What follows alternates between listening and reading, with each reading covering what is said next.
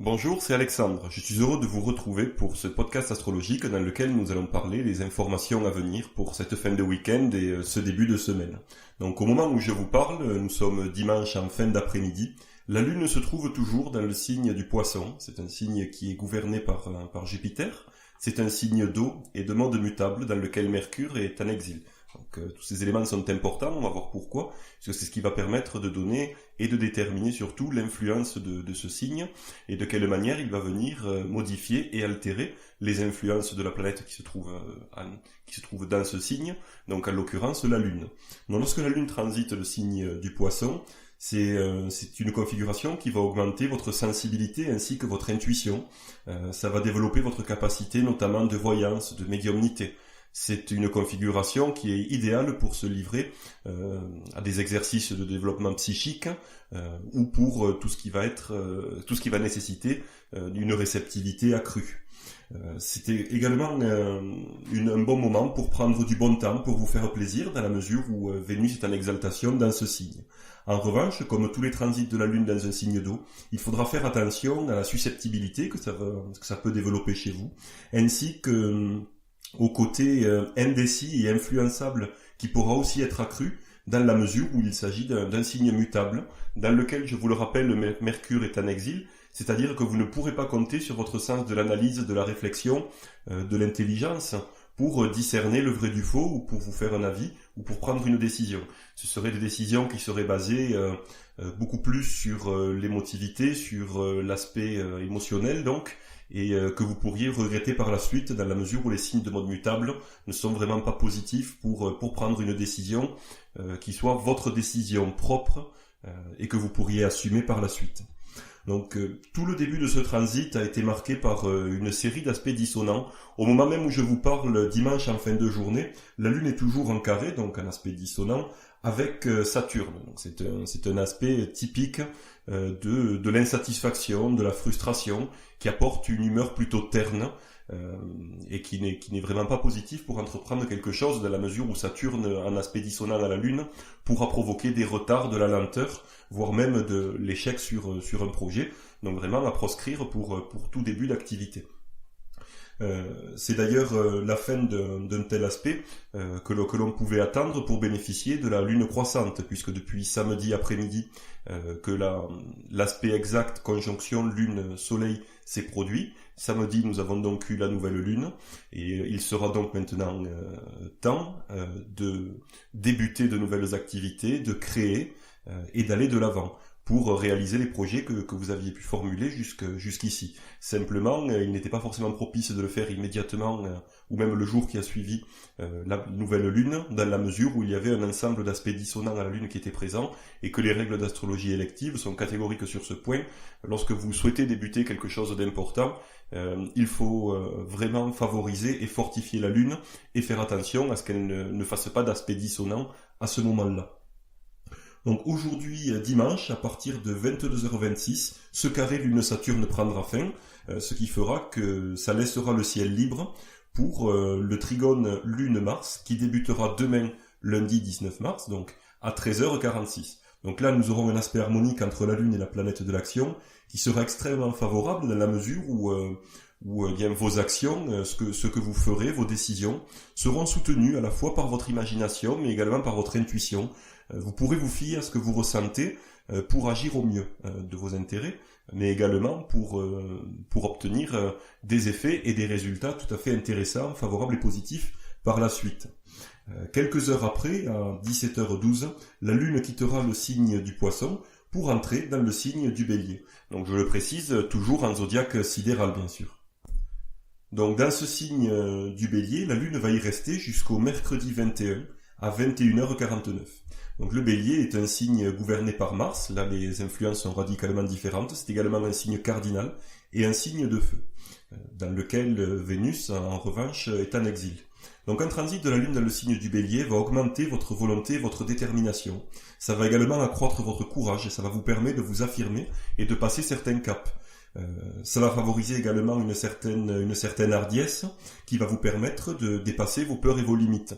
C'est-à-dire que s'il y a des choses que d'habitude vous n'osez pas faire, des caps que vous n'osez pas franchir, ou une situation qui est bloquée parce que vous n'osez pas aller de l'avant, bien typiquement, un transit de la Lune en Bélier va vous permettre de dépasser ces blocages et de dépasser ces peurs pour aller de l'avant et agir, passer à l'action et du coup bénéficier du petit plus de hardiesse qui va vous permettre d'y aller, d'affronter ce que vous devez affronter et de résoudre les problèmes de manière à pouvoir ensuite débloquer la situation et aller de l'avant.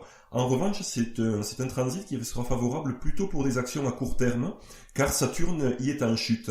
Donc ça permettra de passer un cap, comme on le disait, de débloquer une situation immédiatement pendant le transit, mais en revanche, il vaudra mieux attendre par exemple le transit suivant si vous souhaitez au contraire aller et initier une action ou une entreprise, quelle qu'elle soit, qui va nécessiter plus de la patience, de la construction et de la ténacité. Là, on va être plus sur le coup de collier quelque part, qui va vous permettre d'actionner, d'activer quelque chose, et qui va vous permettre ensuite d'aller de l'avant.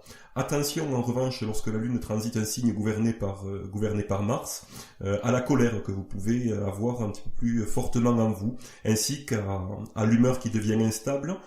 Et ça peut également vous pousser à la précipitation. C'est le pendant négatif de ce que l'on vient de voir tout à l'heure, à savoir la capacité d'agir dans des domaines où vous n'auriez pas osé à un autre moment, mais en revanche, il faudra veiller effectivement entre le fait que ça déstabilise l'humeur et le fait que ça puisse donc pousser à la précipitation. Il faudra vraiment peser le pour et le contre, et il sera du coup préférable d'agir sur un point que vous aviez déjà décidé auparavant, plutôt que d'agir sur un coup de tête, sur quelque chose qui vous viendrait comme ça immédiatement, un ressenti, une émotion, quelque chose disons qui soit lié à l'humeur du moment. Là, ce serait déjà un petit peu plus périlleux. Donc, lorsque la Lune entrera dans le signe du Bélier, lundi 19 mars à 17h12, elle ne fera pas d'aspect jusqu'au mercredi 21 mars à minuit 58, où à ce moment-là, elle appliquera un aspect dissonant à Jupiter, puisqu'elle appliquera une opposition à Jupiter. Donc du lundi 19 à 17h12 jusqu'au mercredi 21 à minuit 58, vous pourrez bénéficier donc des excellentes influences de la Lune en Bélier dont on vient de parler. Ensuite, ce sera plus difficile dans la mesure où vous pourrez cette opposition Lune-Jupiter, d'une part, sera à éviter, à proscrire pour débuter une action importante, quelque chose qui devra durer dans le temps, quelque chose qui est vraiment décisif pour vous, puisque d'une part il s'agit d'un aspect dissonant à la Lune, et puis d'autre part Jupiter, symbole de justice, de loi, mais également de contrat. Ce serait par exemple très mauvais pour contractualiser une situation, ou pour par exemple vous associer avec quelqu'un, mais tout ce qui a lieu avec la loi. C'est également aussi la difficulté d'équilibrer à la fois d'un côté l'imagination, les ressentis, l'émotionnel, ce que vous ressentez vraiment. Ça va être la difficulté d'équilibrer tout cela avec les normes sociales, avec à la fois les contraintes de la justice aussi, l'éducation que vous avez pu recevoir. Vous pourrez donc du coup ressentir des tensions à ce niveau-là, entre ce que vous ressentez vraiment et les normes sociales. Également plutôt négatif pour tout ce qui tourne autour du voyage et de l'étranger. Donc c'est vrai qu'il sera plutôt préférable d'éviter, à partir du moment où la Lune applique cette opposition à Jupiter, de se lancer dans des actions, soit des actions importantes comme on l'a vu, mais également dans des actions qui impliquent directement la sphère d'influence jupitérienne, avec les quelques éléments que l'on vient de citer, donc la justice, la loi, mais également la moralité, la foi, la spiritualité, la philosophie, les voyages et l'étranger bien sûr. Ensuite, à 21h49, la Lune sortira du signe du Bélier pour entrer directement en Taureau. Donc à partir du moment où la Lune aura appliqué cette opposition à Jupiter, elle restera donc encore en opposition à Jupiter jusqu'à sa sortie du signe du Bélier. Donc vraiment, si vous souhaitez profiter de l'influence de la Lune en Bélier, ce sera du lundi 19 à 17h12 jusqu'au mercredi 21 mars à minuit 58. Ensuite, donc, revenons sur l'entrée de la Lune dans le signe du Taureau. Donc le mercredi 21 mars à 21h49, la Lune transitera dans ce signe gouverné par Vénus. Là, les influences sont encore différentes, jusqu'au samedi 24 à 1h24 du matin. Donc, dans le signe du Taureau, la Lune est en exaltation. Elle est donc particulièrement fortifiée. Cela va développer le désir et l'envie de créer. La Lune sera dans un signe de terre, puisque le Taureau est un signe de terre. fixe. Donc ça, c'est quelque chose qui va, dans la mesure où le signe de terre est quelque chose d'ancré dans la matérialité, ancré comme son nom l'indique dans la terre. Le taureau est un signe gouverné par Vénus, donc c'est donc un transit qui va augmenter de façon assez importante votre sensualité.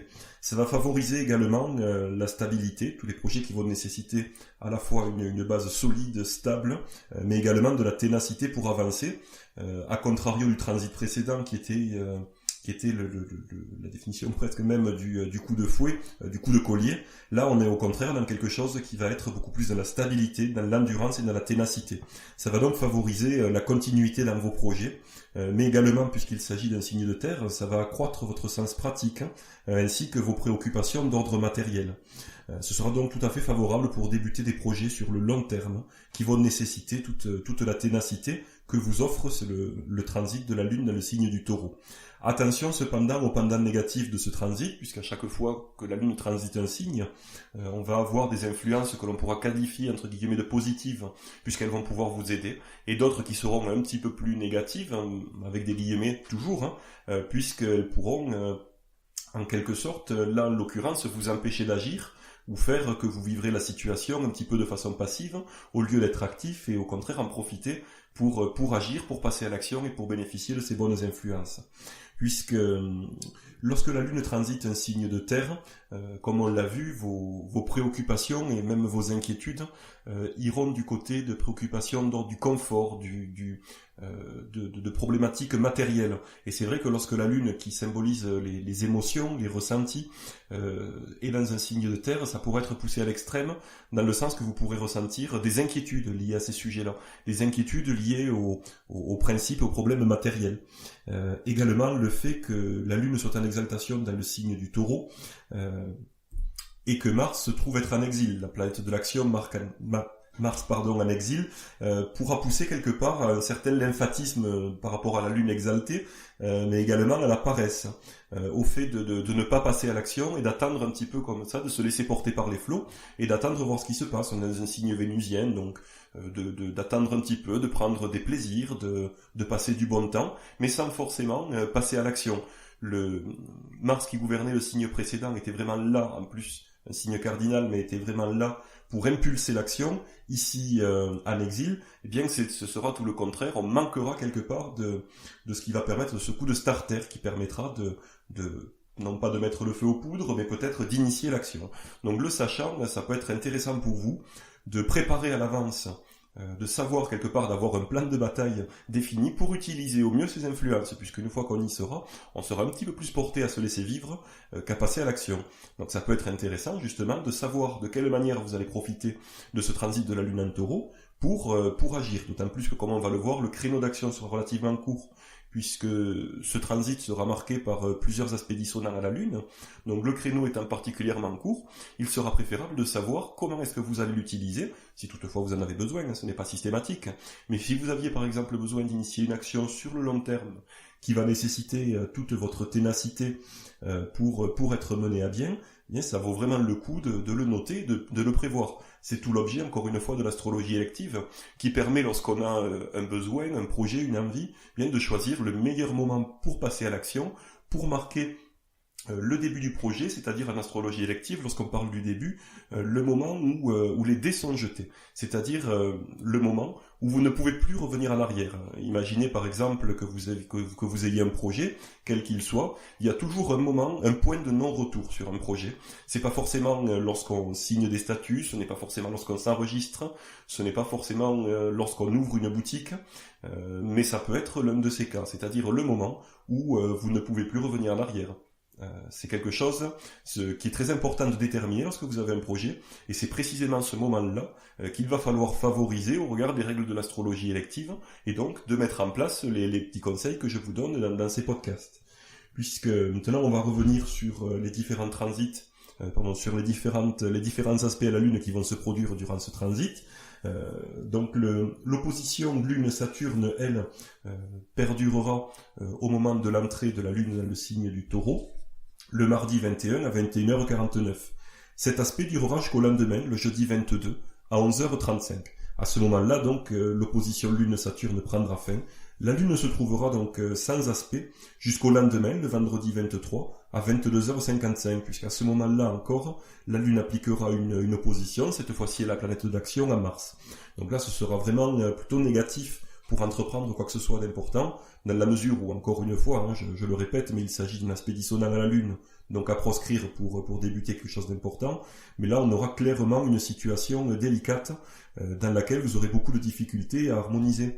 Alors d'une part, ce que vous ressentez profondément avec vos actions, vos agissements, ce que vous faites de façon générale, de la difficulté entre ce que vous ressentez vraiment et vos actes, d'une part, et de l'autre côté, si lorsqu'on a un aspect harmonique entre la Lune et la planète de l'action, Mars, on peut s'appuyer sur nos ressentis, sur notre imagination, sur notre intuition pour soutenir nos actions. Lorsqu'on a un aspect dissonant comme ici, ça va être beaucoup plus délicat, à savoir que ce sera vécu de façon très déséquilibrée. C'est-à-dire qu'au contraire, il n'y aura pas d'harmonie entre ce que vous ressentez et la manière dont vous allez agir. De cette manière-là, quelque part, vous serez votre propre ennemi dans les actions que vous mènerez, dans la mesure où vos sentiments, vos ressentis, vos émotions, tout ce qui se vit à l'intérieur de vous, eh bien, non seulement ne soutiendra pas votre action, mais ne l'aidera vraiment pas ni à se concrétiser, ni même à aller dans la bonne direction, puisque dans un tel cas, vous pourriez vous laisser emporter par vos émotions, par exemple, qui seront en plus, avec l'aspect dissonant à Mars, teintées un petit peu de colère, d'envie, de jalousie, de sentiments plutôt négatifs. Ce sera vraiment un mauvais moment pour vous fier à vos ressentis, à votre intuition, mais également à votre imagination. En plus de cela, il est important de rappeler que la Lune symbolise les groupes de personnes, les foules. Donc en cela, ça peut être un auditoire, ça peut être un public, mais c'est également une clientèle. Donc lorsque la Lune, durant cette opposition de la Lune à Mars, il faudra vraiment éviter toute action à destination de groupes de personnes, de foules, de publics, mais également de clientèle dans le cas d'un commerce ou d'une activité commerciale. Donc malheureusement, cette opposition durera jusqu'à la fin du transit de la Lune dans le signe du Taureau, le samedi 24 à 1h24 du matin. À ce moment-là, la Lune entrera dans le signe des Gémeaux, mais toujours sous ses mauvaises influences. Donc pour récapituler, pour profiter des influences de ce transit de la Lune en Taureau, vous pourrez le faire du jeudi 22 à 11h35 jusqu'au vendredi 23 mars à 22h55. Nous allons maintenant parler d'un point important, d'une actualité importante qui va se produire cette semaine. Je veux bien sûr parler de l'entrée en rétrogradation de Mercure, puisque Mercure sera rétrograde du 22 mars, du jeudi 22 mars, jusqu'au dimanche 15 avril 2018. Donc c'est important de le souligner puisque c'est une planète personnelle, c'est une des planètes, c'est la planète en dehors de la Lune, c'est la planète la plus proche du Soleil, donc la plus rapide. C'est une planète qui entre plusieurs fois par an en rétrogradation pour des périodes d'à peu près 2 semaines et demie. Et c'est quelque chose, c'est une des planètes qui aura le plus d'impact de façon générale au niveau des rétrogradations sur nous autres qui vivons sur Terre.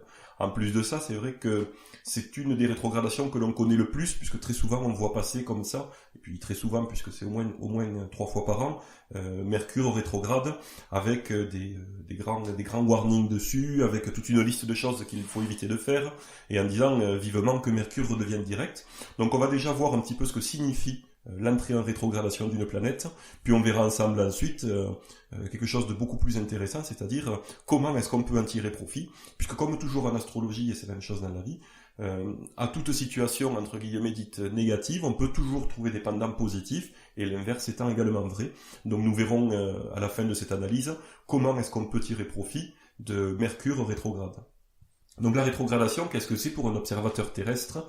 C'est lorsque on a l'impression que les planètes, pour un observateur terrestre, tournent tout autour de l'écliptique, donc traversent les 12 signes du zodiaque, et à un moment donné, les planètes que l'on observe vont sembler s'arrêter dans leur course sur l'écliptique et rebrousser chemin pendant une période.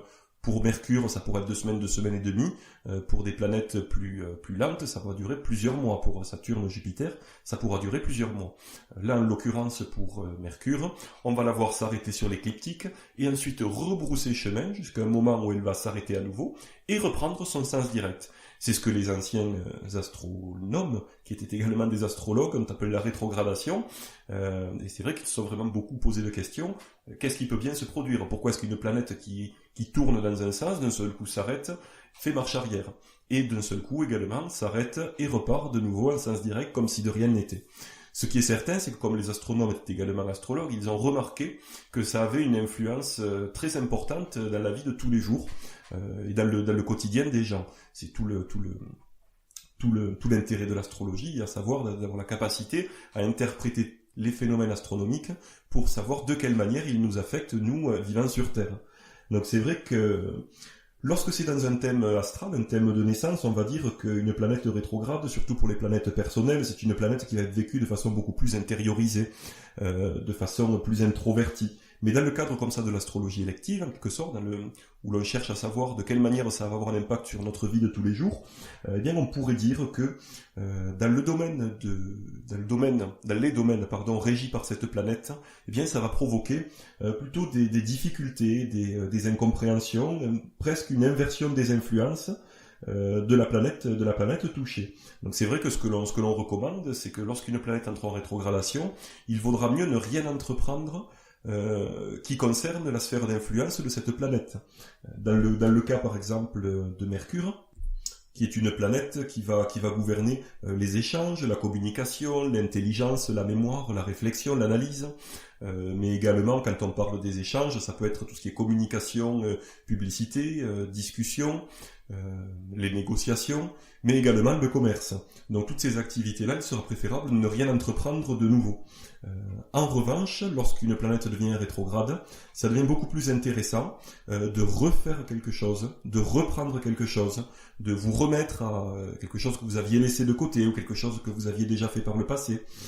Par exemple, si vous aviez déjà fait quelque chose et que depuis plusieurs mois, plusieurs années, vous vous dites non, je peux plus le refaire, vraiment, vous avez envie de le refaire mais que vous ne pouvez plus, et typiquement, lorsqu'une planète rétrograde intervient, c'est le moment idéal pour vous lancer, non pas pour faire une nouvelle chose, mais pour refaire quelque chose que vous avez déjà fait dans le passé.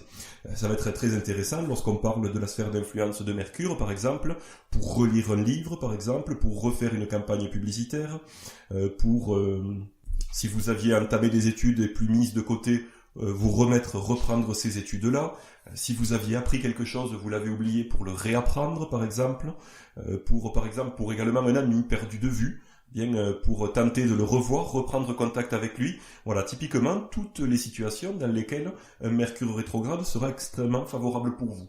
C'est-à-dire que ça intervient un petit peu comme un moment où on peut souffler, arrêter de créer, arrêter d'aller vers la nouveauté. Mais en revanche, on a tous comme ça des choses qu'on a laissées un petit peu à côté de nous, derrière nous, parfois par manque de temps, des fois par manque d'envie, mais aussi le hasard qui fait que parfois on laisse des choses, même s'il n'existe pas vraiment de hasard, on a l'impression que c'est le hasard, mais ce n'est pas le cas. Et bien justement, lorsque Mercure devient rétrograde, ça devient le moment de reprendre tout ça, de faire une pause en quelque sorte dans la création et dans l'avancée, dans la nouveauté, pour revenir un petit peu en arrière et pour reprendre les bases, reprendre les choses que l'on avait laissées de côté. Ou parfois, dans le cas d'un livre, pour mon cas, ce sera certainement pour un livre que j'avais envie de relire depuis un moment, lorsque Mercure entrera en rétrogradation, ce sera le moment, par exemple, de ressortir ce bouquin pour le relire. J'en tirerai certainement les meilleurs bénéfices à ce moment-là. Donc ce qui est intéressant de savoir, c'est qu'évidemment, comme chaque configuration astrologique dont on parle dans ce podcast, il s'agit d'influences d'ordre général, qui vont donc s'appliquer à nous tous, mais qui évidemment s'appliqueront de manière différente. Donc comme à chaque fois, lorsqu'on parle de personnaliser une interprétation de phénomènes astronomiques et astrologiques, donc, on va parler des transits. C'est-à-dire que pour savoir de quelle manière vous serez affecté personnellement, il sera intéressant d'afficher une carte des transits pour le moment de la rétrogradation, c'est-à-dire une carte sur laquelle on va mettre au centre votre thème de naissance, et autour les planètes à l'instant T, à l'instant que vous déciderez, donc là en l'occurrence, après le 22 mars et avant le 15 avril, vous pourrez regarder à différentes périodes, pour voir de quelle manière ça va interagir, c'est par ce Mars rétrograde, de quelle manière il va interagir avec vos planètes personnelles de naissance. Ça, c'est un premier aspect.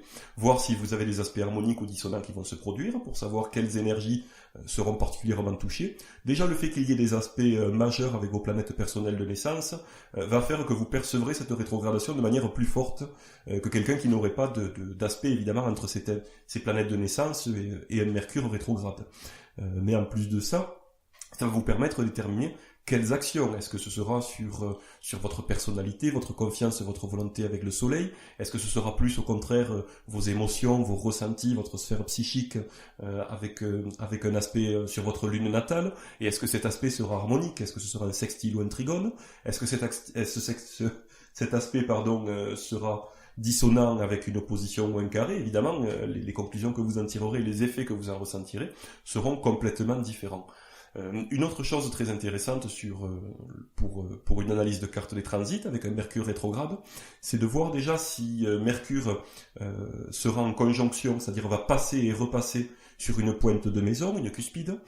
Ce sera déjà un élément déclencheur très fort. Alors d'une part, s'il s'agit d'un angle, c'est-à-dire ascendant, descendant, milieu du ciel, fond du ciel, ce sera d'autant plus fort. Mais si pour n'importe quelle pointe de maison que Mercure va transiter en rétrogradation, vous pourrez vous dire que sur cet aspect particulier, ce domaine particulier de votre vie, vous ressentirez un impact de Mercure rétrograde. C'est quand même très intéressant de le savoir à l'avance. De la même manière, même si Mercure ne transite pas une pointe de maison, ce sera toujours intéressant de voir dans quelle maison Mercure sera rétrograde. Quand je dis maison, de votre thème de naissance, bien sûr. Puisque là, on parle de personnaliser les effets et les influences de Mercure rétrograde sur votre propre personne à vous ou à la personne dont vous étudiez le thème de naissance. Ça peut être vos proches, vos enfants, vos amis ou même vos clients. Si vous travaillez en astrologie pour des clients, ça peut être intéressant de voir ces moments-là sur l'année, comment est-ce qu'ils vont les vivre, puisque Mercure sera rétrograde au moins 3 fois dans l'année, donc ça peut être toujours intéressant de voir pour les personnes. C'est des moments toujours qui peuvent être déterminants et des tournants dans la vie de personne, dans la mesure où, comme on l'a vu, il s'agit d'un petit break sur les actions et les avancées, et d'un moment tout à fait favorable pour revenir en arrière et traiter ce qui doit l'être. Enfin, même si Mercure venait à ne pas faire d'aspect particulier ou ne pas transiter la pointe d'une maison sur votre thème de naissance, vous pourriez également être très sensible de façon générale aux influences de la planète Mercure, si cette dernière se trouve être particulièrement forte dans votre thème. C'est-à-dire, par exemple, d'avoir la planète Mercure qui fasse un grand nombre d'aspects, notamment avec les luminaires, ou la planète Mercure placée aux angles, que celle-ci se trouve en exaltation ou être en domicile. Évidemment, tous ces facteurs peuvent se cumuler, et on peut trouver dans votre thème, par exemple, une forte dominante de la planète Mercure. Dans un tel cas, évidemment, que ce soit les transits ou les rétrogradations de la planète Mercure, auraient une plus grande influence sur votre personne. De la même manière, si les signes gouvernés par Mercure, c'est-à-dire le Gémeaux ou la Vierge, sont très forts dans votre signe. Si, par exemple, un angle tombe sur l'un de ces signes, ou un amas planétaire dans l'un de ces signes, pourrait caractériser une dominante soit Gémeaux, soit Vierge. Et dans ce cas, dans la mesure où il s'agit des domiciles de la planète Mercure, encore une fois, cette dernière planète aurait une grande influence dans ces différents transits dans le ciel. Et dans un tel cas, eh bien, ce seraient tous ces transits, ces rétrogradations, tous les phénomènes qui la toucheraient, qui l'affecteraient, qui produiraient des effets beaucoup plus forts sur vous que sur les personnes qui vous entourent. Donc c'est vrai que pour tout ce qui est de l'étude des transits, c'est quelque chose qui peut être un petit peu impressionnant au départ, dans la mesure où on va superposer 2 cartes du ciel. Alors je suis conscient que parfois déjà une carte du ciel, ça peut être un petit peu impressionnant, mais vraiment avec l'habitude et avec le fait de prendre les choses, de ne pas essayer dans un premier temps de tout capter, de tout voir. C'est pour ça que je suis assez partisan pour les personnes qui débutent d'aller sur des cartes du ciel simplifiées, avec les choses les plus importantes dessus, et puis au fur et à mesure de rajouter des éléments. Mais en l'occurrence, une carte des transits, quand vous savez ce que vous recherchez, ça vous permet d'y accéder assez facilement et sans grande difficulté. En l'occurrence, ce qui est important de voir, c'est ce que va faire Mercure. Donc dans un premier temps, vous pouvez ne pas trop vous préoccuper de ce qui se passe autour et regarder directement ce que fait ce Mercure rétrograde par rapport à votre thème de naissance. D'une part, est-ce qu'il fait les aspects donc avec vos planètes personnelles de naissance? Est-ce qu'il va transiter la pointe d'une maison? Est-ce qu'il sera un angle? Et de façon plus général est très facile là à déterminer. Dans quelle maison de votre thème est-ce qu'il va faire sa rétrogradation? Et là déjà, vous obtiendrez une information beaucoup plus personnelle, puisque vous saurez dans quel champ d'activité, dans quel domaine de votre vie, Mercure rétrograde aura le plus d'influence, et surtout dans quel domaine, du coup, vous pourrez en bénéficier au mieux au travers des quelques conseils que je vous ai donnés et des explications que je vous ai données sur la manière de profiter d'un Mercure rétrograde. Puisqu'il serait vraiment dommage de craindre une telle configuration, alors qu'on peut tout à fait en tirer parti. Simplement, il suffit de le savoir et d'être prévenu à l'avance. Donc pour ce qui est de la carte des transits, eh bien effectivement, il en existe plusieurs sur Internet ou également, évidemment, sur l'espace membre Tempus Magis. Vous avez à la fois des tableaux de visualisation des aspects planétaires sur le mois de votre choix, pour voir ça de façon très globale, et évidemment la possibilité d'afficher la carte des transits planétaires pour les cartes du ciel de votre choix et pour les moments de votre choix, avec évidemment la possibilité aussi de les exporter et de les imprimer. Quoi qu'il en soit, si vous voulez plus d'informations là-dessus, vous pouvez vous rendre, vous avez le lien dans la description, et vous rendre sur tempus-magis.fr/abonnement, et vous retrouverez toutes les informations sur l'accès à l'espace membre Tempus Magis, donc, mais également à l'agenda astro qui vous sera envoyé tous les jours par email pour vous donner les informations astrologiques du lendemain, et bien tout simplement pour avoir la faculté de vous trouver au bon endroit, au bon moment. Ce podcast astrologique est maintenant terminé. Je pense qu'on a fait le tour un petit peu de toutes les informations astrologiques importantes de cette semaine. Donc il ne me reste plus qu'à vous souhaiter une excellente soirée si vous m'écoutez aujourd'hui dimanche, ou une très belle journée et une excellente semaine si vous m'écoutez demain lundi. Je vous souhaite donc une bonne soirée ou une bonne journée. À très bientôt. Bye.